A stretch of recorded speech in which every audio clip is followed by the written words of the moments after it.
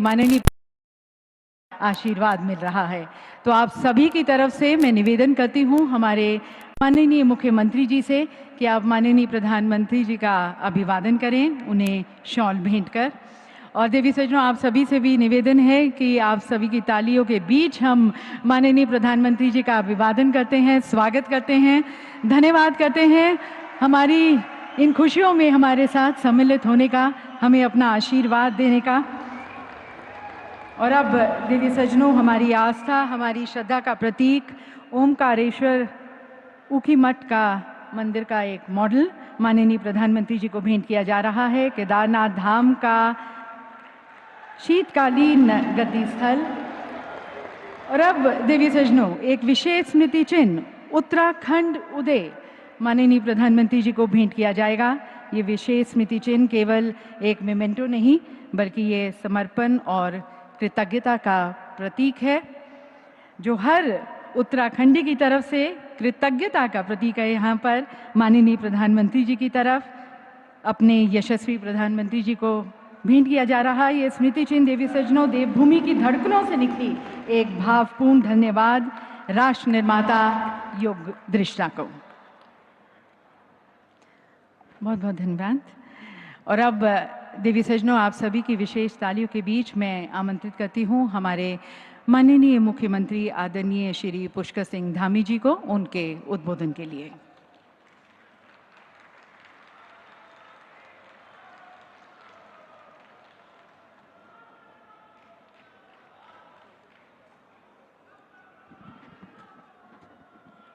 भारत माता की, भारत माता की।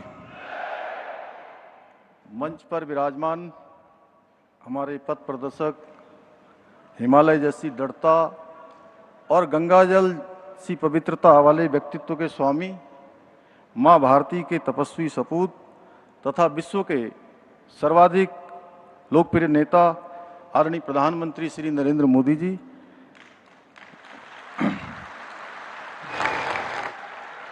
उत्तराखंड के माननीय राज्यपाल लेफ्टिनेंट जनरल सेवानिवृत्त श्री गुरमीत सिंह जी, केंद्रीय राज्य मंत्री श्री अजय टमटा जी, उत्तराखंड विधानसभा की माननीय अध्यक्ष श्रीमती रितु खंडूरी जी, भारतीय जनता पार्टी के प्रदेश के अध्यक्ष और राज्यसभा के सांसद आदरणीय महेंद्र भट्ट जी, आदरणीय सभी पूर्व मुख्यमंत्रीगण, मंत्रिपरिषद के मेरे सभी सहयोगीगण, लोकसभा एवं राज्यसभा के माननीय सांसदगण, माननीय विधायकगण, उपस्थित पत्रकार एवं छायाकार बंधुगण, पूज्य संतगण तथा आदरणीय प्रधानमंत्री जी को सुनने के लिए आए हुए दूर दूर से पधारे सभी हमारे श्रद्धेय भाइयों बहनों का मैं द्रोण नगरी देहरादून में हार्दिक स्वागत करता हूं, आप सबका अभिनंदन करता हूं।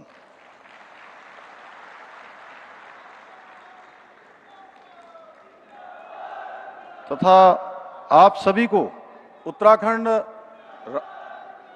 राज्य स्थापना दिवस और रजत जयंती पर्व की हार्दिक बधाई एवं शुभकामनाएं देता हूं।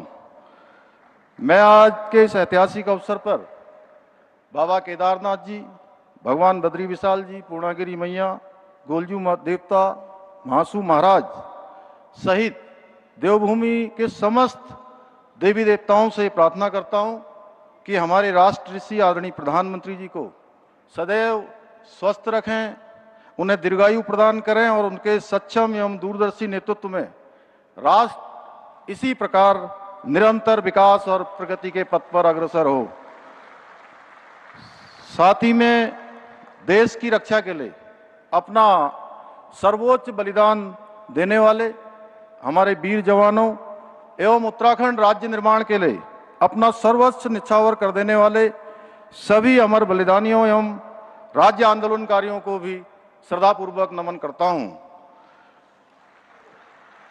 यह हम सभी उत्तराखंड वासियों का सौभाग्य है कि आज हमारे राज्य स्थापना के स्वर्णिम 25 वर्ष पूरे होने के ऐतिहासिक अवसर पर हमें देश के यशस्वी प्रधानमंत्री जी का सानिध्य प्राप्त हो रहा है।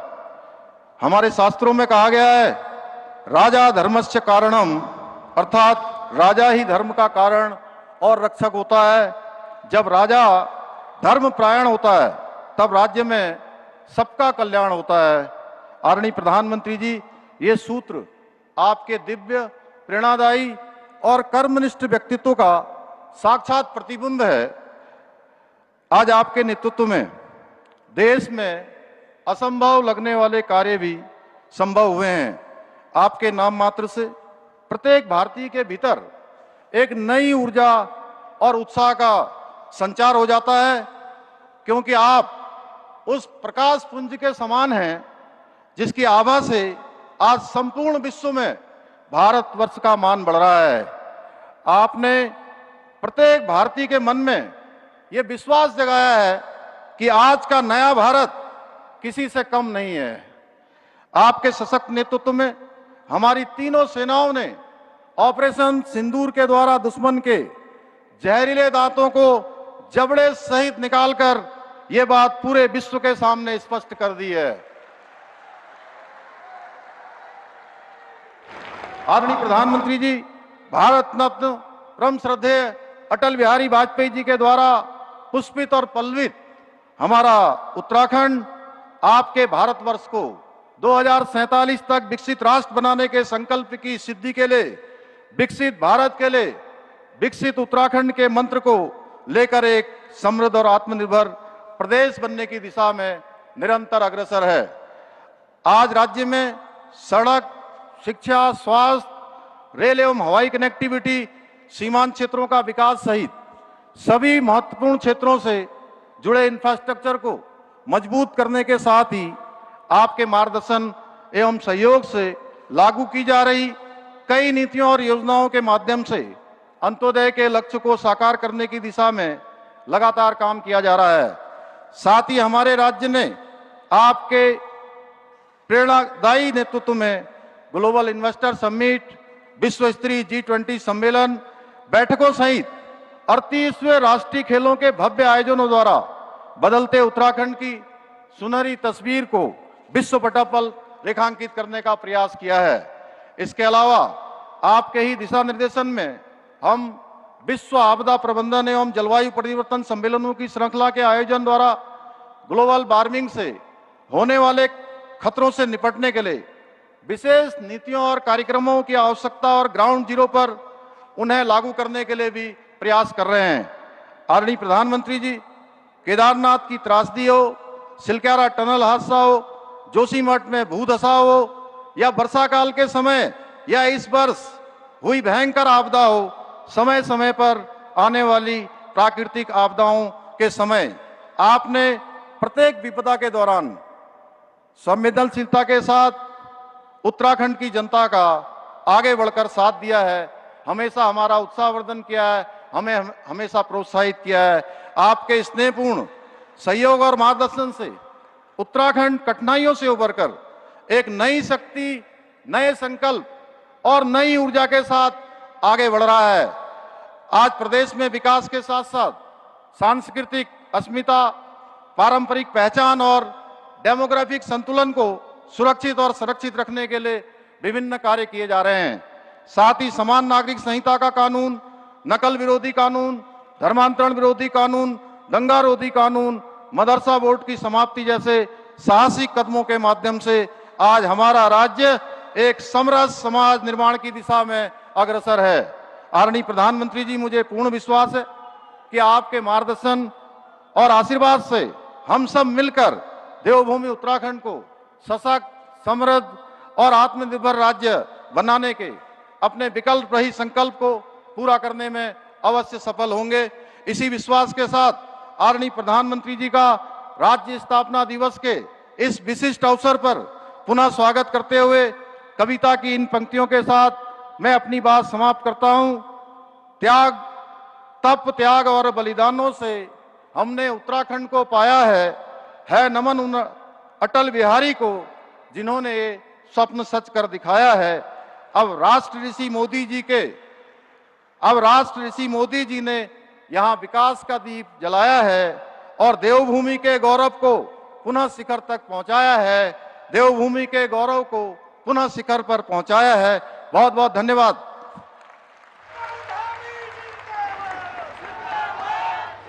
बहुत बहुत धन्यवाद मुख्यमंत्री जी आपके संदेश के लिए। और देवी सज्जनों, विकास की जो लौ यहाँ पर उज्ज्वलित हुई, इसको और अब गति देते हुए आज अनेक योजनाओं का शिलान्यास और लोकार्पण किया जाएगा माननीय प्रधानमंत्री जी के कर कमलों द्वारा।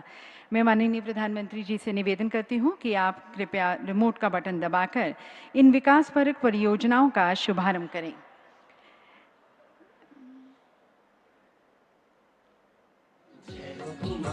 देवी सज्जनों, आज 8,207 करोड़ की 31 योजनाओं का लोकार्पण और शिलान्यास किया जा रहा है। माननीय प्रधानमंत्री जी के द्वारा सिंचाई, खेल, ऊर्जा, वन, पर्यटन, प्राविधिक शिक्षा, चिकित्सा शिक्षा, कृषि, पेयजल, शहरी विकास, डेयरी विकास, लोक निर्माण विभाग की 7,300 करोड़ की योजनाओं का शिलान्यास किया जा रहा है। इसके साथ साथ ऊर्जा, शहरी विकास, प्राविधिक शिक्षा, लोक निर्माण, पेयजल, सिंचाई, कौशल विकास एवं सेवा योजन व खेल विभाग की 932 करोड़ की 12 योजनाओं का लोकार्पण किया जा रहा है। शिलान्यास की जाने वाली योजनाओं में से कुछ प्रमुख हैं। सिंचाई विभाग की सौंग बांध पेयजल परियोजना, जमरानी बांध पेयजल परियोजना, ऊर्जा विभाग की पिटकुल परियोजना और खेल विभाग द्वारा चंपावत में महिला स्पोर्ट्स कॉलेज स्थापित किया जाएगा। लोकार्पण की जाने वाली योजनाओं में से कुछ प्रमुख: पेयजल में पंपिंग योजनाएं, राजकीय पॉलिटेक्निक भवनों का निर्माण, देहरादून में बाढ़ सुरक्षा कार्य और बिंदाल पुरकुल में ट्रांसमिशन लाइन का निर्माण।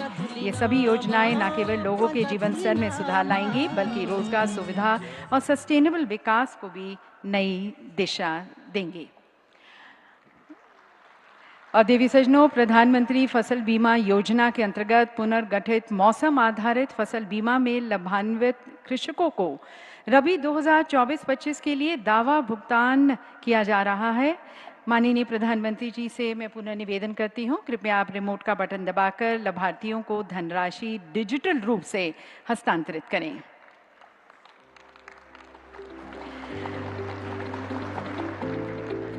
और देवी सज्जनों, डिजिटल रूप से यहाँ पर जैसे कि आप देख सकते हैं अपनी स्क्रीन पर, माननीय प्रधानमंत्री जी के एक क्लिक से लगभग 28,000 लाभार्थियों को 63 करोड़ की धनराशि स्थानांतरित हो गई है। ये है देवी सज्जनों हमारा डिजिटल इंडिया, सशक्त इंडिया।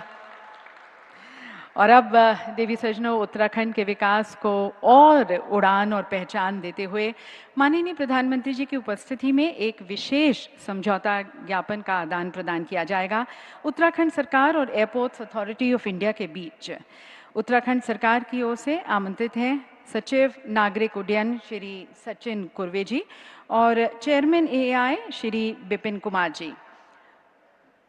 उत्तराखंड के सीमांत जनपद पिथौरागढ़ में स्थित नैनी सैनी हवाई पट्टी अब पूर्ण रूप से एयरपोर्ट्स अथॉरिटी ऑफ इंडिया द्वारा अधिग्रहित की जा रही है। इस समझौते के पश्चात नैनी सैनी हवाई पट्टी से नियमित उड़ानों का संचालन और यात्री सेवाओं का विस्तार संभव होगा, जिसमें आदि कैलाश, ओम पर्वत, लिपुलेख जैसी यात्राओं को नई गति मिलेगी और साथ ही क्षेत्र कैलाश मानसरोवर यात्रा के संभावित प्रवेश द्वार के रूप में भी विकसित हो सकेगा। और आज का ये ऐतिहासिक दिन देवी सज्जनों, अतीत से संवाद करते हुए, उससे सीखते हुए एक सुंदर भविष्य को निर्माण करने का भी दिन है। और इस भाव को बहुत ही सुंदर रूप से चित्रित करती है हमारी कॉफ़ी टेबल बुक। मैं माननीय प्रधानमंत्री जी से निवेदन करती हूँ कि आप इस कॉफ़ी टेबल बुक का विमोचन करें।